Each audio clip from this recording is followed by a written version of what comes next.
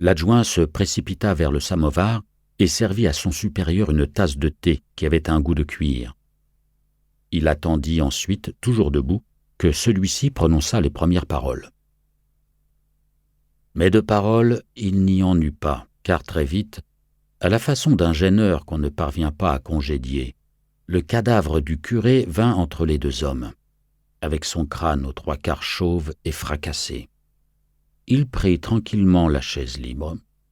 Il tapota sa vieille soutane avec son chapelet, en souriant finement, ainsi qu'il le faisait toujours, au point qu'on pouvait penser, lorsqu'on le croisait, que ce n'était pas un sourire, mais une sorte de grimace d'apparence aimable, la conséquence d'un nerf tordu sous la peau. Ses deux mains délavées par la mort reposaient à plat sur ses genoux. Ainsi, il semblait au-delà de tous les tumultes. Il avait le temps de s'installer, ver rongeur dans l'esprit des vivants, celui du policier, celui de son adjoint, et de les forer en profondeur. Il n'allait pas s'en priver. Comment lui en vouloir? Les morts doivent tant s'ennuyer.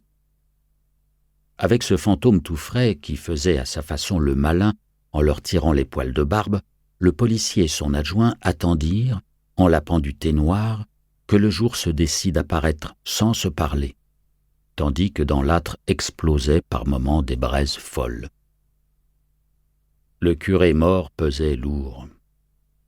Le monde est plein de gros sacs de pierre, et la vie, à mesure qu'elle passe, prend une allure de charroi grinçant encombré de trop de corps et d'âmes perdues.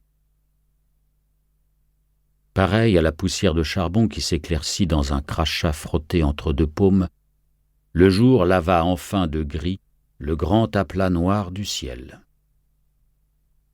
Nouriot songea au miracle de la lumière, puis à l'or, puis à la nouveauté, au printemps, aux eaux vives, aux fleurs des champs, et enfin aux jeunes filles, belles, roses, fragiles comme des fils de lin à peine tissés, les jeunes filles qui ne savent rien de la mort, qui ont des ventres aux couleurs de framboise et des tétons de groseille, les jeunes filles qui lui plaisait souvent de contempler, cachées dans les roseaux, tandis qu'elles lavaient les draps dans la rivière, en chantant de vieilles romances et que le courant plaquait contre leurs cuisses leurs robes trempées.